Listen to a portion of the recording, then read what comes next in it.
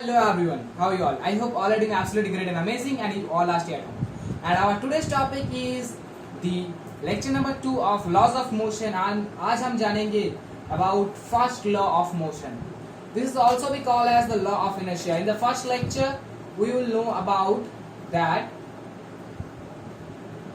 there are three types of forces. One is the contact force, non-contact force and nuclear force. Then I have also one type of force that is about the weak force. Now we will know about the contact force.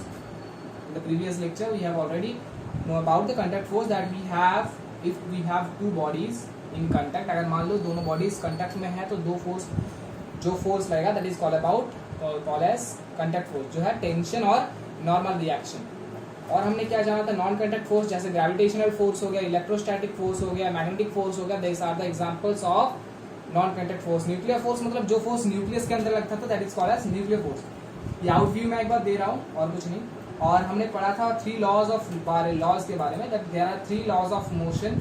One is the first law of motion, law of inertia, second law of motion and third law of motion. And today we will know about the first law of motion in details. So, first law of motion can also be called as the law of inertia. So, what is the definition of first law of motion? If the vector sum of all the forces acting on the particle is zero, means what the statement says that if the vector sum means F net is equals to zero, then what is happening? Zero, and only then and only then particle remains unaccelerated, means the acceleration of this is zero. Okay, and अगर इसको simple भाषा में बोला जाए, if we will not apply any force on a particle then it contains its state, it continue its state. Like मेरे पास एक car है यहाँ पे एकदम बहुत बढ़िया सा कार. इस कार के ऊपर मैं कोई भी फोर्स नहीं अप्लाई कर रहा हूँ तो ये क्या अपनी पोजीशन से हिल रहा है? नहीं हिल रहा है, रेस्ट पे है. तो अगर रेस्ट अनएक्सेलरेटेड, एक्सेलरेशन जीरो हम तभी बोल सकते हैं एक अगर ये रेस्ट पे है, और दूसरा क्या हो सकता है अगर ये कांस्टेंट वेलोसिटी से आगे जा रहा है. कांस्टेंट वेलोसिटी मतलब क्या है? जो वेलोसिटी हो does not change. We know that acceleration is nothing but the rate of change of velocity. अगर वेलोसिटी का कोई चेंज नहीं हो रहा है तो एक्सेलरेशन कहां से आएगा? एक्सेलरेशन नहीं आएगा. तो एक्सेलरेशन इज जीरो. सो दोनों केसेस के अंदर एक्सेलरेशन जीरो हो सकता है. So will repeat the definition of first law of motion. ऐसे डेफिनेशन डायरेक्टली नहीं पूछता है. If the vector sum of all the forces acting on the particle is zero, then and only then the particle remains unaccelerated. अगर vector sum of all the forces is zero, then acceleration remains unaccelerated. Unaccelerated मतलब acceleration zero. इसको अगर simple भाषा में बोला जाए तो if we will not apply any force on a particle on anything, अगर कोई भी चीज के ऊपर हम फोर्स नहीं लगा रहे तो उसका एक्सेलरेशन, उसका स्टेट का कोई चेंज नहीं होगा. अगर रेस्ट पे है तो रेस्ट पे रहेगा, अगर मोशन पे है तो मोशन पे रहेगा. तो मेरे आपको एक क्वेश्चन पूछना है दैट इज एक बॉल को अगर मैं ऐसे फेंक देता हूँ ग्राउंड के ऊपर, एक बॉल है इसको ग्राउंड के ऊपर मैं फेंक देता हूँ तो ये थोड़ी देर बाद रुक क्यों जाता है? हमने तो कोई फोर्स नहीं अप्लाई किया रखा है तो रुकता क्यों? हमारे गैर कानूनी में एक फोर्स लगता है that is called as friction. क्या लगता है? Frictional force. फ्रिक्शनल फोर्स की वजह से ये होता है. Now we will know about the inertia. What is inertia? Inertia ये जो चीज है, ये जो प्रॉपर्टी है मैटर का, मतलब कंटिन्यूइंग स्टेट. जो कंटिन्यूइंग स्टेट है मतलब हमारा रेस्ट को रेस्ट ही रहना चाहता है. अगर रेस्ट ऑब्जेक्ट है, अगर क्या है रेस्ट ऑब्जेक्ट है, अगर रेस्ट ऑब्जेक्ट है तो वो रेस्ट में रहना चाहता है. और अगर मोशन ऑब्जेक्ट है, मोशन ऑब्जेक्ट तो मोशन पे ही रहना चाहता है. अगर रेस्ट ऑब्जेक्ट है तो रेस्ट पे रहना चाहेगा, अगर मोशन ऑब्जेक्ट तो मोशन पे रहना चाहिए. ये जो प्रॉपर्टी है, inertia is the property of matter which continue its state. वो जिस स्टेट में वो अपनी स्टेट को कंटिन्यू रखना चाहता है. अगर रेस्ट पे है तो रेस्ट में रहना चाहता है, अगर मोशन पे है तो मोशन पे रहना चाहता है. जैसे मेरे पास यहाँ पे सारे जो चीज़ें हैं, मान लो ये पेड़ है, कार है, बॉल है, ग्लास है, ये सारे अभी किस में है? रेस्ट पे है। अगर मैं इसको फोर्स लगाता हूँ तो ये कहाँ पे आ जाता है? अगर इसको फोर्स लगाता हूँ तो ये आगे चला जाता है ना, इसके अंदर मोशन आ जाता है, फ्रिक्शन की वजह से रुक रहा है, लेकिन अगर चलता है तो चलता है। तो फोर्स अप्लाई के बगैर हम कोई भी ऑब्जेक्ट अगर रेस्ट पे है तो रेस्ट पे रहेगा, और अगर मोशन पे है तो मोशन पे रहेगा। ये Newton's first law of motion है और कुछ नहीं। अब इनर्शिया देखो, there are two types of inertia. Inertia का दोनों टाइप है, inertia of rest, inertia of rest, और ये है पहला, और दूसरा क्या है? Inertia of motion, inertia of motion. Inertia of rest क्या है? अगर कोई रेस्ट ऑब्जेक्ट रेस्ट पे रहना चाहता है, अगर कोई रेस्ट ऑब्जेक्ट रेस्ट पे रहना चाहता है, that is called as rest inertia, inertia of rest. और अगर कोई ऑब्जेक्ट मोशन पे है और आप मोशन पे रहना चाहता है तो वो क्या है? Inertia of motion. अब और एक देखो, और एक डेफिनेशन है Newton's first law of motion का, if we will not apply any force from external, then the rest object remains at rest and the moving object moving with constant velocity, मतलब acceleration zero है, constant velocity बोला है, constant velocity along a straight line, straight line से वो accelerated करे, accelerated नहीं, velocity constant है, velocity constant है मतलब एक्सेलरेशन जीरो है, एक्सेलरेशन जीरो है, वेलोसिटी तो कांस्टेंट है, तो एक्सेलरेशन क्या होगा? जीरो होगा। समझे? चलो, तो इनर्शिया ऑफ रेस्ट क्या है? मैं रिपीट कर रहा हूं, अगर रेस्ट ऑब्जेक्ट है और रेस्ट रहना चाहता है, अगर कोई रेस्ट ऑब्जेक्ट रेस्ट पे रहना चाहता है, that is called as inertia of rest.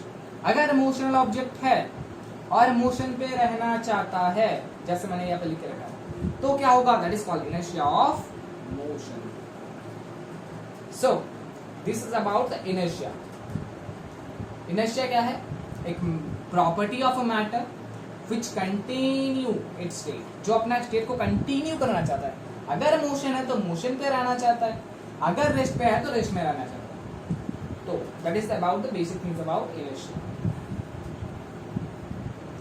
चलो चलो चलो, हाँ, अब देखते हैं examples of inertia in daily life. Inertia का एग्जांपल्स क्या है इन डेली लाइफ? चलो डेमोन्स्ट्रेशन करते हैं ना। लाइक सबसे पहला जो डेमोन्स्ट्रेशन है उसको मैं हटा रहा हूँ, इसको भी हटा रहा हूँ, इसको मैं यहाँ पे ले रहा हूँ, हमारा पेड़ जो है इसको यहाँ पे ले रहा हूँ। अभी मेरा एक कॉइन था लेकिन कहाँ चला गया मैं नहीं पा रहा हूँ। कॉइन था यहाँ पे, कॉइन नाम का वस्तु था, कॉइन नाम का वस्तु कहाँ गया? यहाँ पे कॉइन नाम का वस्तु। चलो, तो एक कॉइन है, ये एक सडन कॉइन है, दिख रहा है ना, एकदम 5 रुपए का बहुत बढ़िया सा कॉइन है। और ये क्या है? ये क्या है? ये क्या है? ये कार्डबोर्ड। अब अगर मैं इसको हिट करता हूँ तो क्या होगा? 3 चीजें हो सकती है। अगर मैं इसको हिट करता हूँ, अगर इसको हिट करता हूँ तो 3 चीजें हो सकता है। पहले तो क्या हो सकता है? ये दोनों ही बाहर चले जाएंगे, दोनों ही आउट। दूसरा क्या हो सकता है? ये आउट हो सकता है, ये रह सकता है, तो ऐसा होगा ही नहीं बिकॉज मैं ऐसा इसको फोर्स लगा रहा हूँ ना। तो तीसरा क्या हो सकता है कि ये अंदर चला जाएगा, ये बाहर चला जाएगा, ये बाहर चला जाएगा कार्डबोर्ड का पीस, और ये अंदर रह जाएगा। तो कौन सा होता है? देखो हुआ क्या, अंदर चला गया ना, बिकॉज इसका मास ज्यादा है, तो मोर मास मोर इनर्शिया। अब देखो मैं रिपीट कर रहा हूँ, देखो ये जो ऑब्जेक्ट है ये अपना प्रॉपर्टी को, ये जो रेस्ट पे है, रेस्ट में रिमेन कंटिन्यू रहना चाहता है, इट रिमेन्स, ये कंटिन्यू रहना चाहता है रेस्ट में, तो इसलिए ये नीचे गिरा, वरना तो ये इसके साथ चला जा सकता है। Because of inertia it drop down into the glass. Okay, so now we will do another demonstration like this in bacteria. देखो मैं इसको रोटेट कर रहा हूँ, ठीक है, बॉल को मैं क्या कर रहा हूँ? रोटेट कर रहा हूँ, ऐसे रोटेट कर रहा, तो ये मोशन के अंदर है। अगर मैं इसको छोड़ता हूँ, अगर इस बॉल को मैं ऐसे, इसको अगर ऐसे मैं जोर जोर से घुमाऊँ, ऐसे जोर जोर से घुमाओ, ऐसे ऐसे ऐसे। अगर मैं इसको छोड़ देता हूँ तो ये किसकी ओर जाएगा, ये किसकी ओर जाएगा, ये जाएगा इसके टेंजेंट की ओर। चलो एक शेप ले लेते हैं, यहाँ पे शेप का ऑप्शन है। चलो एक गोल शेप ले लिया मैंने, ये मान लो बॉल है। अब देखते हैं, चलो हाँ, इस बॉल से ऐसे धागा बंधा है और ये ऐसे रोटेट हो रहा है। तो इसका जो टेंजेंट है, ये टेंजेंट कौन सा है, ये है। इसका टेंजेंट तो टेंजेंट ये है ना, इसका टेंजेंट तो यही है। इसका टेंजेंट क्या है, यही है। ये टेंजेंट की ओर जा रहा है, टेंजेंट की ओर। मतलब ये भी रेस्ट में नहीं आना चाहता, वरना तो ये रुक जाता ना तभी भी, लेकिन ये रेस्ट पे नहीं आ रहा। टेंजेंट के बराबर ऐसा एक्सेलरेटेड हो रहा है। ठीक है, समझ गए। और भी डेमोन्स्ट्रेशन करना पड़ेगा। ठीक है, चलो और क्या करते हैं, रुको इसको मिटा दो, इसको मिटा दो भैया। चलो अब और क्या क्या हो सकते हैं, जैसे और क्या है, देखो मान लो फैन है हमारे पास, फैन घूम रहा है। मान लो फैन घूमते घूमते बिजली चलेगी, क्या होगा, बिजली अगर चला गया तो फैन घूमते घूमते फैन थोड़ी देर बाद ही रुकता है, because of its inertia of motion. इसका इनर्शिया ऑफ रेस्ट था, बॉल का इनर्शिया ऑफ मोशन था, फैन का भी इनर्शिया ऑफ मोशन ही है, बिकॉज वो तो मोशन पे रहना चाहता था ना, वो मोशन पे रहना चाहता था। तो अगर वो मोशन पे रहना चाहता था तो अगर तुरंत फैन की ऑफ हो गई बिजली, क्या लाइट चली गई, फिर आपने स्विच ऑफ कर दिया, तो वो तुरंत तो रोक नहीं सकता, वो धीरे धीरे घूमता रहेगा बिकॉज ऑफ इट्स इनर्शिया। तो 3 एग्जांपल्स हो गए क्या, एक तो वो हो गया, एक ये हो गया, फैन वाला हो गया। अब एक कार को मान लो ये कार है, यहाँ पे कार है, ठीक है, छोटा सा कार है, बड़ा कार को मैं दिखा रहा हूँ। चलो ये कार है, एकदम बढ़िया सा कार है। अब इस कार के साथ हम क्या कर सकते हैं, इसको हम मूव करा सकते हैं। ठीक है, चलो मेरे पास ये है, कुछ आप कार्डबोर्ड पीस लेके भी कर सकते हो। ये तो मैंने रुक नहीं रहा ना पहले से, देख लेना चाहिए था इसको, एक बार रुक नहीं रहा है। सो ये होगा क्या, जैसे इस ग्लास से ग्लास तो रुक जाएगा, ग्लास के टूटने के चांसेस हैं। अगर ये तुरंत स्टार्ट हो गया, ये तो होगा नहीं, दिखा नहीं गया, एक सेकंड ये बढ़िया चीज है। चलो ये एक चीज है, इसको मैंने ऐसे रखा है। ठीक है, अब एक कार अगर तुरंत मूव करता है, अगर कार तुरंत मूव करता है, मैं रिपीट कर रहा हूँ, ये ऐसा चीज है, ऐसा बैक पे रहा हूँ, ठीक है, तुरंत मूव करता है तो पीछे गया, पीछे ही क्यों गया, ये पीछे ही क्यों गया, आगे भी तो जा सकता था। लेकिन और अपोजिट कंडीशन भी, अगर ये मान लो ऐसा चलते हुए चल रहा था, तुरंत ब्रेक आ गया तो सामने झुक गया।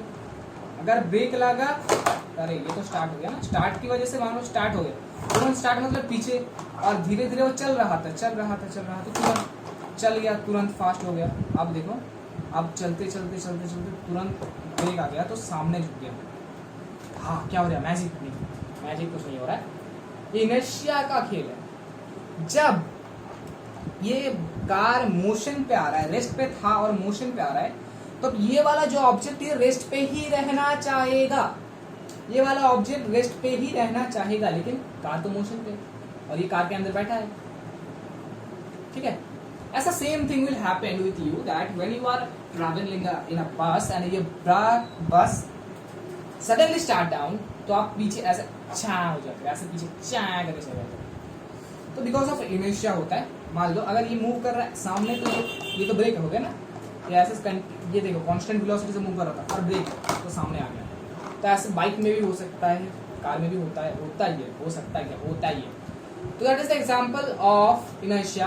क्या होता है देखो, अगर ये बॉडी मान लो मोशन पे था, ब्रेक का बोला, ठीक है, मतलब सामने झुकना, अगर मोशन पे था और तुरंत ब्रेक लग गया, तो आपका बॉडी तो मोशन पे रहना चाहता था, बिकॉज कार भी तब मोशन पे थी, अभी अचानक ब्रेक दब गया। तो बिकॉज ऑफ दिस ये क्या होगा, देखो इस वाला, इसका जो निचला पार्ट है, मतलब इसका अगर हम 2 पार्ट में, तो जो अपर डाउन पार्ट है वो रेस्ट पे आ गया, इसके साथ साथ, इस कार के साथ साथ रेस्ट, लेकिन सामने वाला पार्ट जो है वो मोशन पे ही रहना, इसलिए सामने चला आया। और सेम थिंग विल हैपन, इसका जो तुरंत चलने लगा, इसका नीचे वाला पार्ट ही तुरंत चलने लगा, लेकिन अपर पार्ट क्या होगा, वो तो रेस्ट में रहना चाहता है इसलिए पीछे चला गया। ओके, सो आई गेस आप समझ गए हो, ठीक है। तो इस ग्लास को लेकर और कुछ नहीं चाहिए, और कुछ चाहिए क्या? तो this are the examples of inertia in our daily life. और कुछ एग्जाम्पल्स है क्या? और आप एग्जाम्पल ढूंढ सकते हो, कोई बात नहीं। चलो अगर कोई भी एग्जाम्पल मिलता है तो मुझे प्लीज कमेंट कर देना, अगर आपको कुछ एकदम बढ़िया सा एग्जाम्पल पता है, अपने देखा एग्जाम्पल को करके, तो मुझे प्लीज कमेंट करना, ठीक है। तो from Newton's first law of motion हमें क्या मिलता है, अबाउट क्या मिलता है, Newton's first law of motion से जानने को हमें क्या मिलता है, अबाउट इनर्शिया,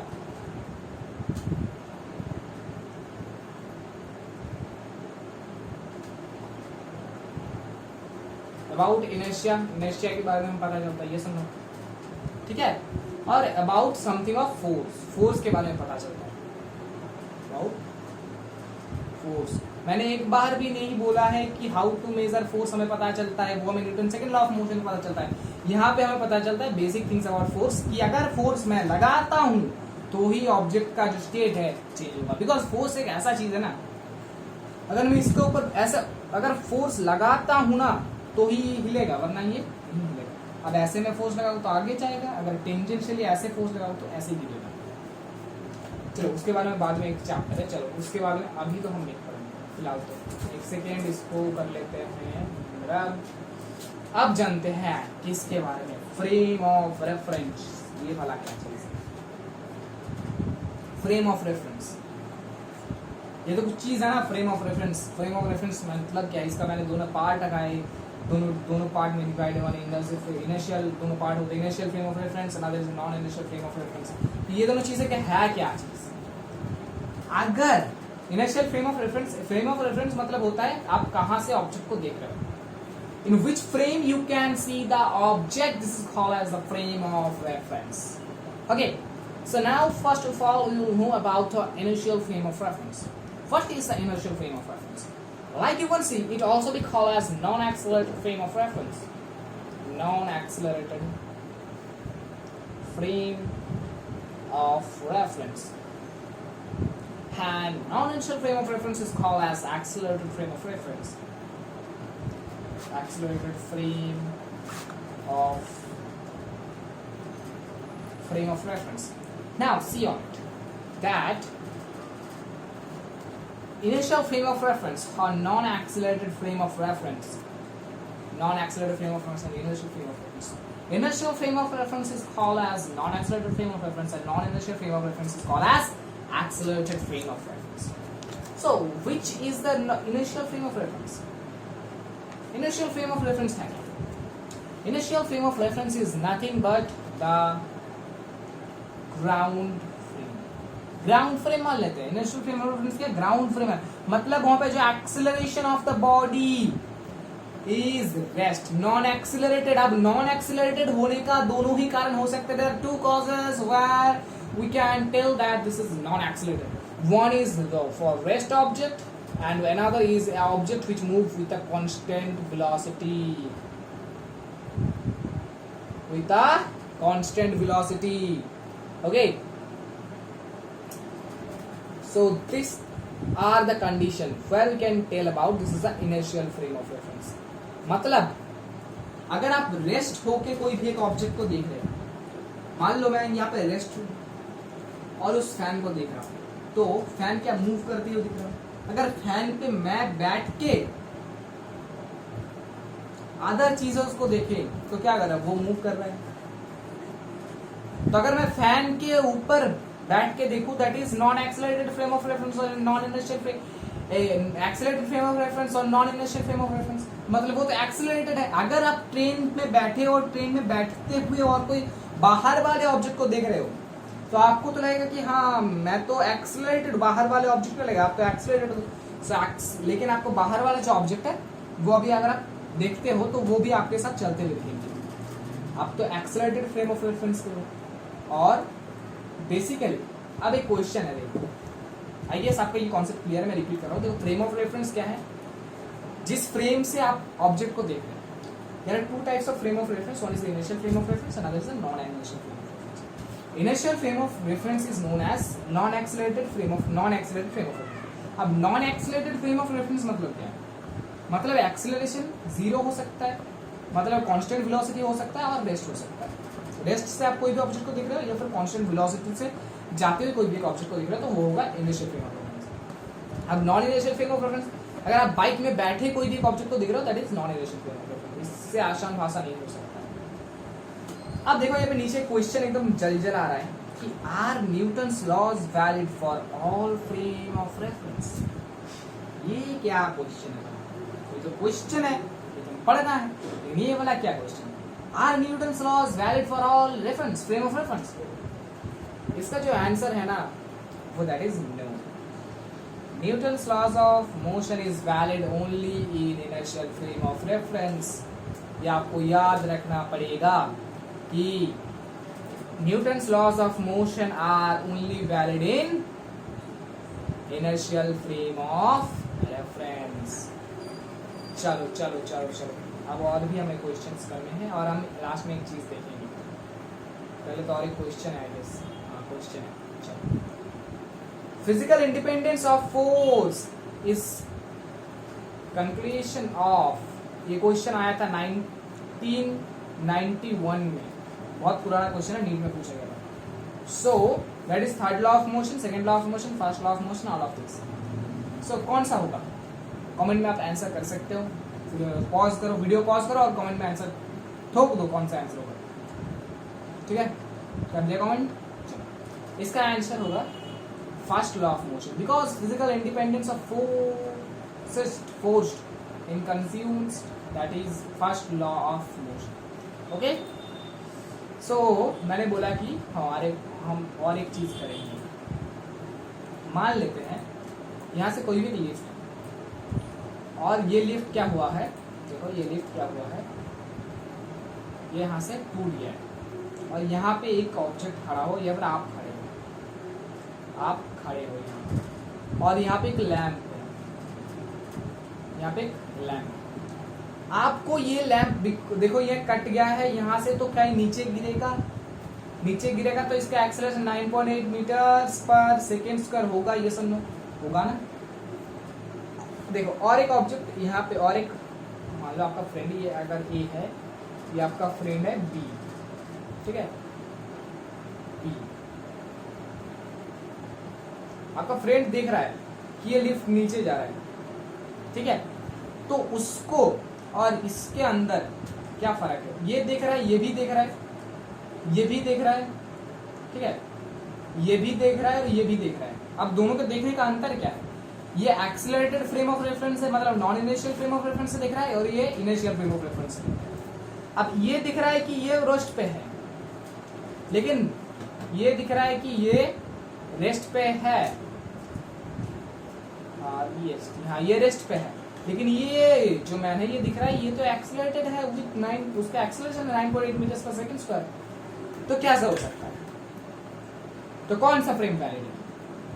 दोनों फ्रेम ऑफ रेफरेंस। तो ये ऑब्जेक्ट तो ठीक ही देख रहा है, ये भी ऑब्जेक्ट हमने फ्रेम ऑफ रेफरेंस ये ठीक देख रहा है।